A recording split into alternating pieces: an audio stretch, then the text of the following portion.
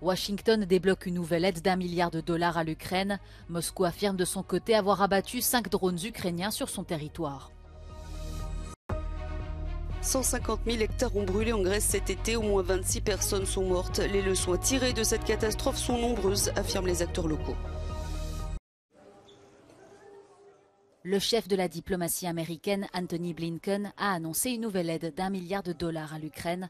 Cette somme doit aider à la reconstruction et au déminage des régions libérées de l'Est et du Sud du pays, mais aussi à soutenir la contre-offensive en cours. Le Pentagone s'engage également à livrer d'autres armes à Kiev, notamment des chars Abrams et des munitions à uranium appauvri. Une arme controversée mais nécessaire selon le secrétaire d'État américain. Just yesterday, we saw the bombing of a market. 17 people or more killed, many others injured. A market. For what? This is what Ukrainians are living with every day. Dans la nuit de mercredi à jeudi, la Russie a lancé de nouvelles frappes aériennes sur la ville portuaire ukrainienne d'Izmaïl sur le Danube et endommagé de nombreuses infrastructures, notamment les silos à céréales, et blessé une personne. De leur côté, les responsables russes affirment que 5 drones ont été abattus au-dessus de 3 régions, dont une près de Moscou. Une personne aurait été blessée. Plus tard dans la journée de jeudi, un drone survolant la région de Volgograd aurait également été détruit par l'armée russe. Entre-temps, le président ukrainien a présenté aux forces armées son nouveau ministre de la Défense, Roustem Umerov. Parmi ses premières missions, les réformes de l'armée selon les normes de l'OTAN, l'élargissement des partenariats internationaux et la lutte contre la corruption, un problème endémique qui a fait chuter son prédécesseur, Oleksiy Reznikov.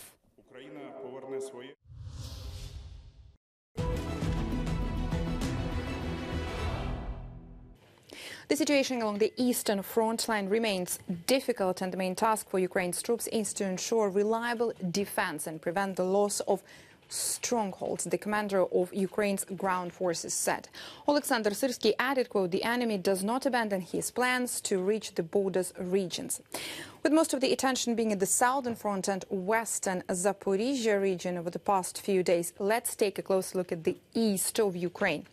Ukrainian forces conducted offensive operations near Bakhmut and reportedly advanced here in this area over the past few days. The Ukrainian General Staff reported that Ukrainian forces achieved partial success in the Bakhmut direction and pushed Russian forces out of positions south of Bakhmut. Ukrainian Ground Forces commander stated that Ukrainian forces are gradually retaking positions in this area. Russian mill bloggers claim that Ukrainian forces advanced in Klishivka. It's this area here about 6 kilometers southwest of Bakhmut in the past 3 days, and that Ukrainian forces currently control half of the settlement of Klishivka. Other Russian sources claimed on the 6th of September that meeting engagements and positional battles are ongoing near Klishivka. The Institute for the Study of War says Ukrainian and Russian sources report the Russian defense industrial base faces growing challenges in replacing basic supplies, in addition to known challenges in rebuilding its stocks of precision weapons. Pour le secrétaire général de l'OTAN, les débris retrouvés en Roumanie d'un drone présumé russe soulignent le risque d'un incident à la frontière de l'Alliance. Jens Stoltenberg, qui s'est exprimé jeudi lors d'un débat au Parlement européen, ne croit pas qu'il s'agisse d'une attaque délibérée de Moscou. Les autorités roumaines ont ouvert une enquête et ont prévenu l'OTAN après la découverte des morceaux de l'appareil à proximité de la frontière avec l'Ukraine. We don't have any information indicating any intentional attack by Russia, and we are awaiting the outcome of the ongoing investigation. Regardless of that outcome, what we have seen, of course, is a lot of fighting and also air attacks close to NATO borders, and we also had other incidents in Poland and elsewhere.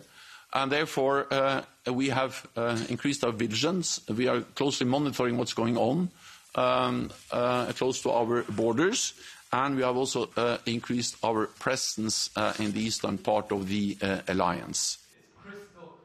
Mais cette découverte inquiète les eurodéputés. Certains demandent à l'OTAN et à Bucarest davantage d'efforts. I'm most worried by the fact that the authorities are apparently doing nothing. We want to see troops there. We want to hear the plans of NATO and Romanian authorities about what they're doing against those drones, because if it happened once or twice, for sure it can happen again.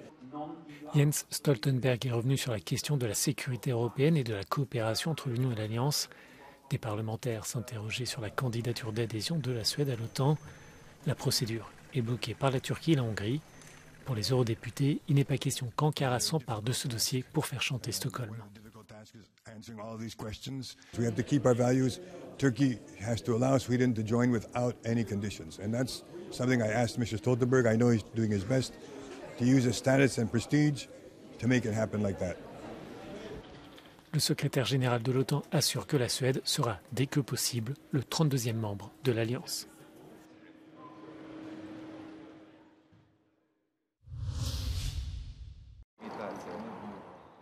C'est dans un contexte tendu que se clôture l'initiative des 3 mers. La Roumanie, qui organise l'événement, s'inquiète pour sa sécurité après une série d'attaques russes près du Danube. Des débris de drones russes ont même été découverts sur son territoire. Le président roumain appelle l'Europe à plus d'entraide. Forumul va urmări astfel reducerea decalajelor între estul și vestul Europei și o mai mare coeziune, prosperitate și reziliență în Europa centrală și de est. L'initiative accueille depuis cette année une mer supplémentaire, l'Égée, représentée par la Grèce, devenue 13e membre officiel. L'Ukraine et la Moldavie ont quant à elles été acceptées comme membres associés. À l'Université polytechnique de Bucarest, John Kerry a assisté au test de la centrale nucléaire modulaire NuScale, conçue en coopération avec les États-Unis. Elle doit remplacer plusieurs centrales au charbon dans la région.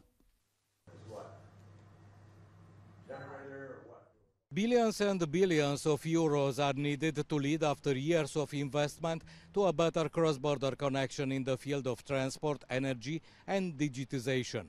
And that's what the hundreds of summit participants are trying to find.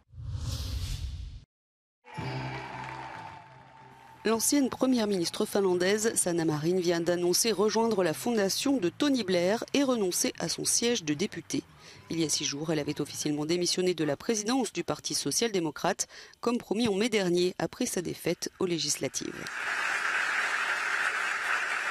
Kyseessä on voittoa tavoittelematon, kohtuullisen isokin säätiö, joka toimii yli 30 maassa, ja pääasiallinen työtehtäväni tulee siis olemaan eri maiden hallitusten ja johtajien neuvomista. Sanna Marin, bien que première ministre la plus populaire depuis le début du XXIe siècle en Finlande, avait été battue aux élections législatives d'avril, n'ayant pu faire mieux qu'une 3e place avec le Parti social-démocrate. Évoquant le grand honneur d'avoir dirigé le gouvernement 3 ans et demi durant, celle qui est devenue une figure internationale reconnue au cours de son mandat a aussi confié avoir vécu des moments exceptionnellement difficiles. Il y a eu notamment les polémiques sur des soirées organisées dans sa résidence officielle. Sanna Marin avait été élue en 2019 à l'âge de 34 ans. Elle était alors la plus jeune chef de gouvernement au monde. En Grèce, le méga incendie de la forêt de Dadia dans l'Evros a ravagé plus de 81 000 hectares depuis le 16 août. C'est la plus grande zone forestière partie en fumée depuis 20 ans dans l'Union européenne. À l'heure actuelle, le feu est sous contrôle, mais cet été, au total, 150 000 hectares ont brûlé. Selon les acteurs locaux, les causes de la catastrophe sont multiples. À Dadia notamment, les moyens de lutte contre les incendies étaient clairement très limités. Μεγάλη προτεραιότητα σε οικισμούς, σε υποδομές και ταυτόχρονα πολύ γρήγορα απείλησε και την Αλεξανδρούπολη. Οπότε καταλαβαίνετε ότι όλα έδειχναν ότι η προτεραιότητα μπαίνει εκεί και η δασική πυρκαγιά συνέχιζε να καίει όπου έβρισκε πράσινη βλάση. Ενώ είχαμε πάρα πολλές πυροσβεστικές δυνάμεις και με οχήματα και πεζοπόρα τμήματα, μείναμε ξαφνικά να έχουμε μόνο 6 αυτοκίνητα που έπρεπε να καλύψουν μία ακτίνα, μία απόσταση μεγάλη και σε πολλά χιλιόμετρα. Ces dernières années, trop de bétail a disparu et le manque de débroussaillage, d'entretien de la végétation a clairement favorisé la propagation des feux. Pour beaucoup, c'est à l'État d'intervenir directement. C'est une évidence pour le président de la communauté de Dadia. οι οικισμοί πρέπει να θωρακιστούν από αντιπυρικές ζώνες. Δεν μπορεί να έχεις στο μέτωπο της πυρκαγιάς, να έχεις κομματορικό μηχάνημα, μπουλντόζες που ρίχνουν δέντρα για να μπορέσουν να κόψουν το μέτωπο της φωτιάς και επειδή η φωτιά πάει σε κάποιο άλλο σημείο κοντά σε οικισμό, το παίρνεις από εκεί, χάνεις όλη την προσπάθεια των ανθρώπων, των εθελοντών, των δασεργατών, των υλοτόμων, των πυροσβεστών και να το μεταφέρεις κοντά σε οικισμό που αυτό θα πρέπει να το κάνεις το μήνα Απρίλιο-Μάρτιο, έτσι να θωρακίσεις το χωριό σου. Με τις δασικές πυρκαγιές να γίνονται ολοένα και μεγαλύτερες και να καίνε περισσότερες εκτάσεις, η λέξη στα χείλη όλων είναι μία: δασοπυρόσβεση. Όπως λένε, μόνο οι δασοπυροσβέστες μπορούν να περιορίσουν τις μεγάλες φωτιές και να δώσουν λύση σε ένα πρόβλημα που γίνεται ολοένα και δυσκολότερο. Από τη Δαδιά για το Euronews, Γιάννης Καράγιοργας. La tempête Daniel a inondé le centre de la Grèce.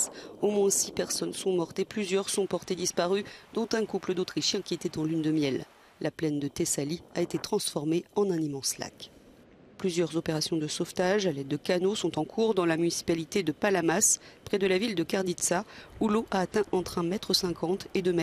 Ces inondations ont été provoquées par la crue d'une rivière.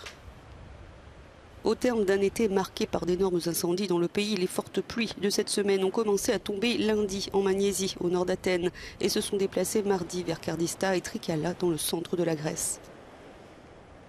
Les dernières prévisions indiquent une atténuation progressive des intempéries.